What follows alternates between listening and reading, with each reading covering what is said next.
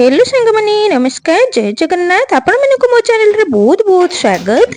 आज मो डिनर बनेबी एबे आउ डिनर रे आज आनिचंती चुना माछ। तो मो चुना माछ को पूरा धोई धोया कि पूरा सफा कर देइची। आउ एबे मो गैस ऑन करके कढ़ाई बसे देली तेल सोरिष तेल दे देली तेल गरम हेबा भितरे मो माछ रे दे दोची अल्प टिके लूण अल्प टिके हळदी आउ अल्प टिके लंका गुंड जोडा कि काश्मीरी लंका गुंड आ ताकू मो भल्लो भाबरे गोळेई दोची। आमर तेल गरम हो गलानी एबे मु माछ को सेतिरे दे देबी। मु अल्प अल्प माछ करके भाजीबी कहीं सबुतक एका बेले हो पारबनी से मु कम कम करके माछ भाजीबी। देखो आमर गोटे पट माछ हो गलानी ताको एबे पलटै देबा।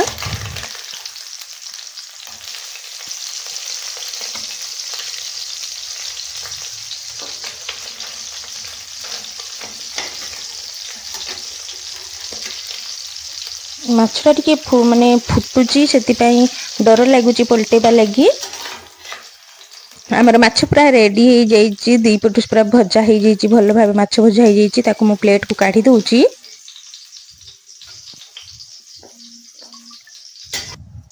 एबे आउ जहा माछ अछि ताकू मध्य भाजी देबा।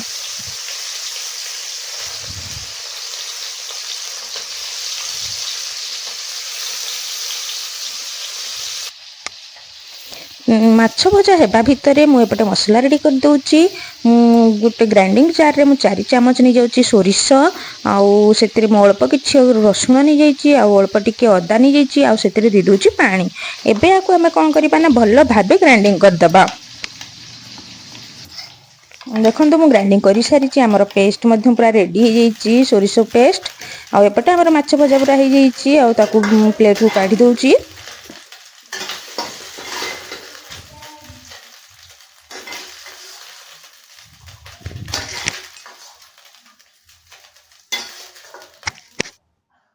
एबे सही कड़े मु टिके सोरिष तेल दे दउची। तेल गरम हेबा भितर मु कोन करछि ना प्याज को चुन चुन करके काटी देइथिली आउ एबे मु अदा आउ रसुण को बेलना बाडी रे भल भाबरे छेची दउची। काहेकि ना मो पाखरे हेमदस्ता नहीं।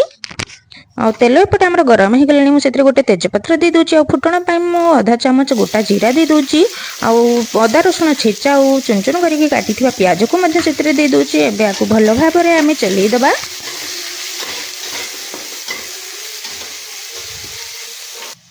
प्याज भाजी हेबा भितर मु 2टा टमाटो नहीं 2टा टमाटो को आमे भल भाबरे चुन चुन करके काटी दबा।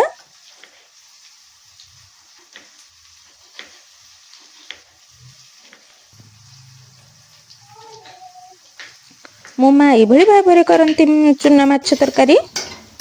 देखंतु आमर एपटे पूरा भजा हो गलानी प्याज एतिरे आमे कटा होइथिबा टमाटो को दे देबा। एबे आकु भल भाबरे मध्यम चलेई दबा।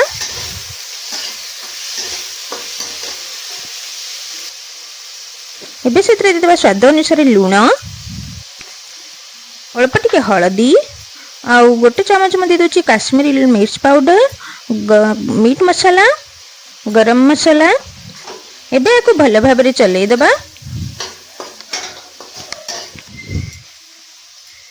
एबे मु एतरे दे दोची अल्प टिके पानी काहेकि ना टमाटो आ मसाला भल भाबरे सिझी जिवो सेति पे मु अल्प टिके पानी दे देली आकु एबे भल भाबरे चलेई दबा। आ ताकु गोटे मु थाली घोड़े देबी काहेकि ना मसाला हमर सिझिवो। एपटे मु 2टा कंचा लंका नहीं कंचा लंका को मु मझिरु चिरा लगे दउची आ ताकू मसला रे मु दे देली। एबे आकु भल भाबरे हम टिके चले देकी पुणी गोटे थाली घोड़े देबा काहेकि ना मसला हमर सिझिवो। तेल आमर ऊपर को पळे आसलानी मसला हमर सिझी जाइची। देखंतु कते बढ़िया मसला हमर पूरा सिझी जाइची। एबे हम सेतरे दे देबा गरम पानी।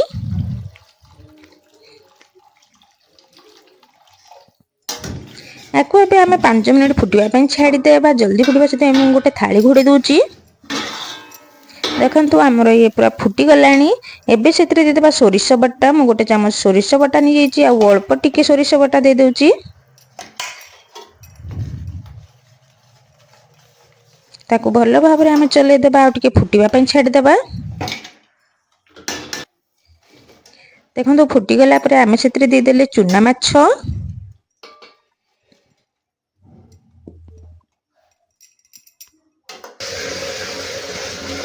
एपटे मु चाउल धोई दउची कहीं मु कुकर रोषे करी से मु ताकू पूरा भल भाव में धोई दउची चाउल को। एबे से मु देदेवी पानी मापिकी।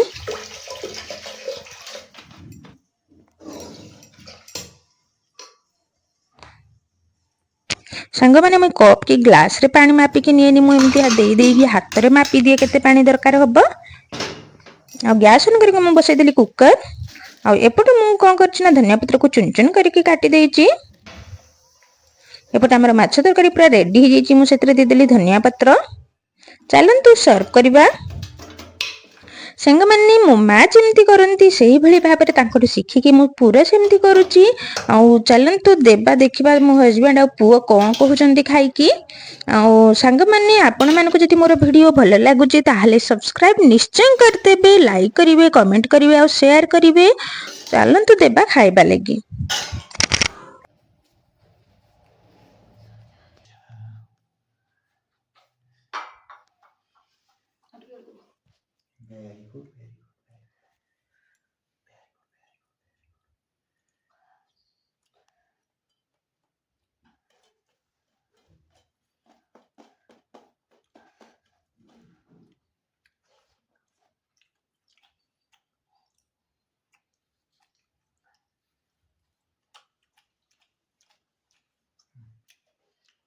बहुत टेस्टी। बहुत टेस्टी है।